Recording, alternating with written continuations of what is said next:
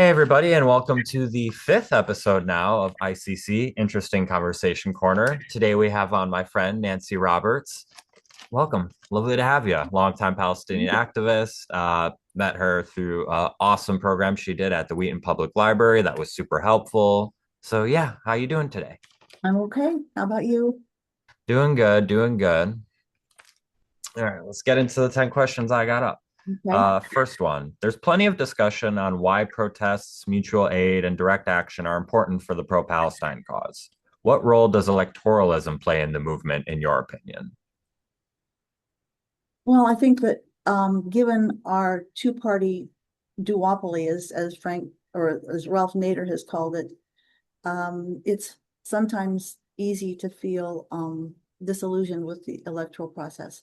But especially, I think now on the local level, we're seeing that it does make a difference.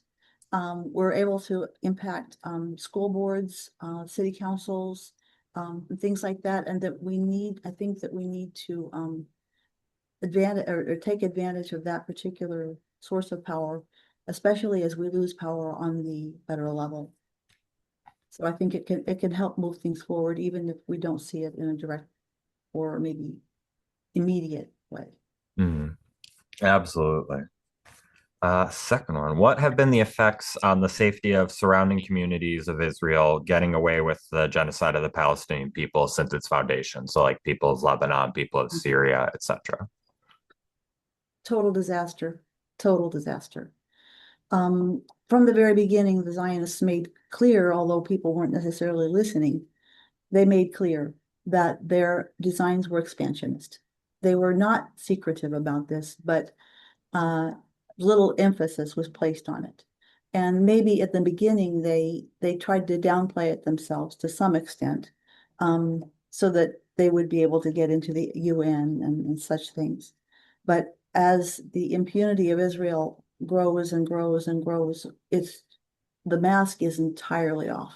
Israel occupies huge swathes of Syria. It occupies huge parts of Lebanon. It uh, it um, bombs them at will.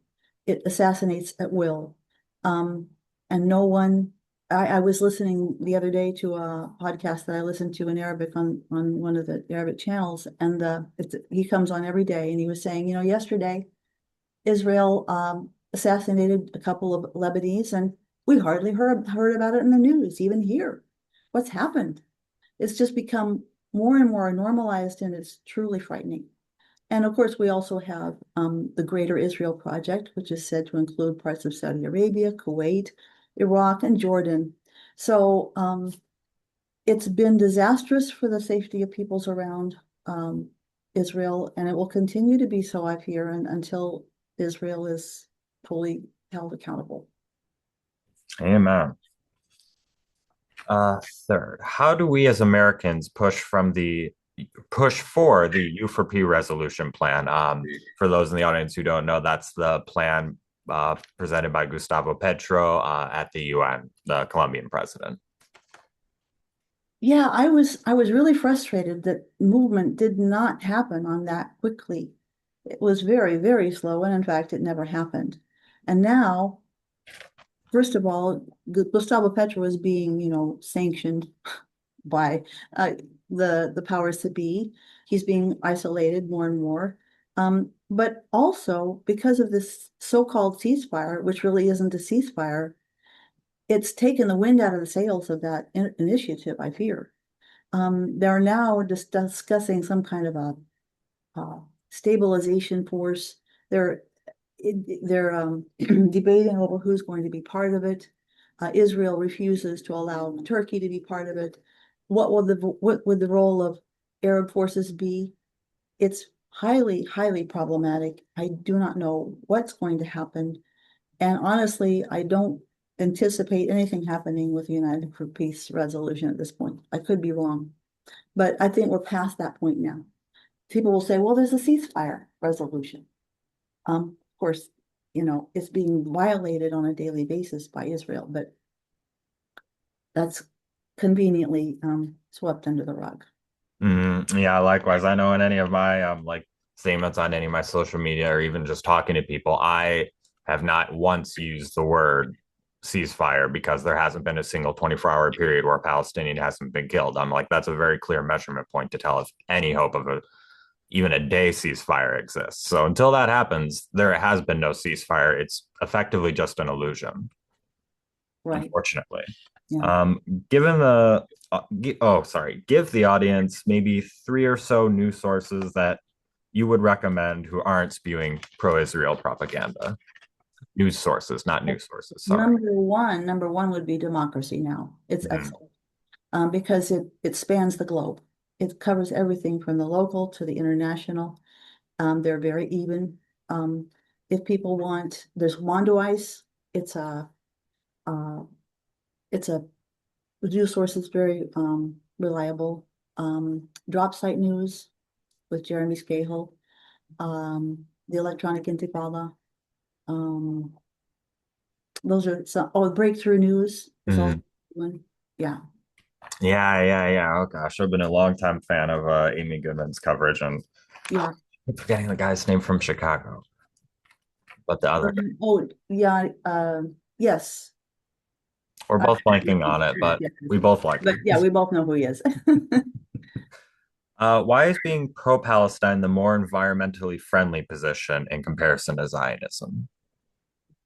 Well, any movement that takes us away from warmongering is going to be more environmentally friendly. The US military is the largest polluter on the face of the earth.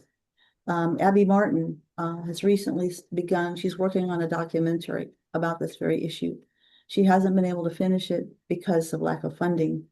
If she were doing some kind of a right-wing program, she would probably have all the funding she needs. Yeah, But no, war is not green. War is just the most horrendous thing for our planet and probably the leading cause of the doom that we're looking at environmentally. I'm sorry to say. Mhm. Yeah, absolutely. It's a very frustrating point in my area. A lot of the shelters and animal activist community, there's I would say 50-60% Zionist. And it's just so frustrating to see. On Really? the one hand, they're like caring for all the creatures in my community, which I'm genuinely appreciative of. But then I'm also seeing on like my Twitter, well, when I was using Twitter, I hope fingers crossed the guy's still alive because he was stopped posting, but there was like a cat shelter in Gaza, and I just saw it progress to worse and worse. I'm not going to get into the gruesome details by the end of it, Mm. but it was just so it was dystopian. So yeah, thank you for highlighting that. Sixth, why is America not being hypocritical and actually following international law important? Well, I think it's important for any power on the earth not to be hypocritical in this way. Um, their hypocrisy is actually quite open now. They don't even try to hide the fact. Well, I mean, unless you're really stupid, you're going to understand that they're lying to you. Um, and if the United States wanted to be the true leader that it claims to be, it would, of course, uphold international law. But by not doing so, it makes it quite easy for others, well, at least its allies, not to comply with international law either, while making it difficult. Well, it's very easy. They're making it very easy for all of their allies to likewise not in abide by international law. So we have an entire system of impunity all over the capitalist world. That Absolutely. spells disaster forever. Mm-hmm. Yeah, and it makes Americans overseas less safe too, which people Oh don't yeah, like immediately think definitely. about necessarily. How do you debunk the narrative, quote, Israelis and Palestinians have been at war for thousands of years?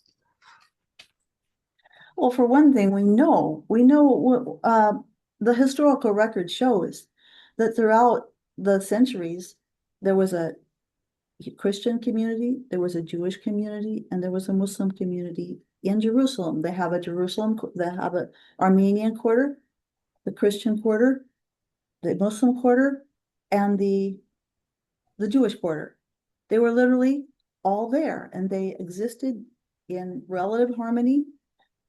People who lived during that era remember greeting their neighbors, their fellow citizens of Palestine, regardless of their religion. There was visitation across the lines, so to speak.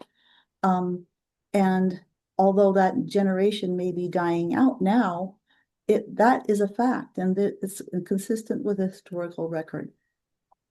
Um, uh, so that alone will tell us that it's not true that they've been fighting with each other for thousands of years. There was a Jewish community, a small Jewish community in Palestine for centuries upon centuries, very small. They generally tended to come there for religious reasons. They wanted to worship. They didn't want to colonize. They just wanted to worship. And these Palestinian Jews were Arabic speakers, fully integrated into society. And they were among the people who did not want the Zionists to come in. They didn't want to disturb the age-old peace and harmony that they had experienced. So, and they mustn't be confused with the Zionists who are primarily Ashkenazi Jews coming from Europe, who had a very, actually a racist agenda in mind, not only toward Palestinians, but even toward Jews of inferior status, colored Jews, maybe let's say from Africa or whatever. It was not only Jewish supremacism, but even there's a supremacism within Judaism. So this whole narrative about there being war for thousands of years is ridiculous. Mhm. Thank you. Eloquently pointed out and touched on every single point that I've used as counter arguments. 100% agree.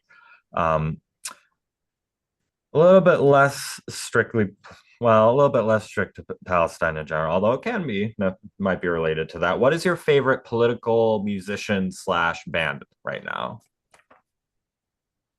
Political band. Um, let's see. Well, what's the guy? Oh, Macklemore. Mm, I love his work. He's done amazing things with the Palestine issue. That's not quite my scene, so it was a little hard to come up with somebody, but yes, I love the work that he's doing.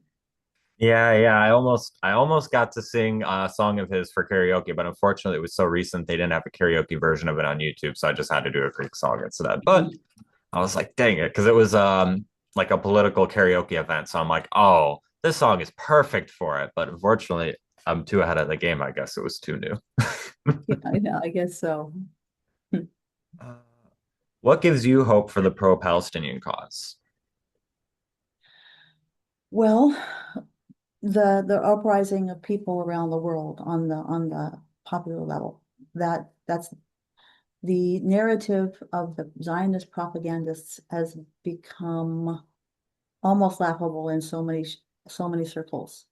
Um, it's hard to believe that the politicians actually believe it, the ones who still parrot it, and we can thank the Gazans for that in many ways. As horrific and just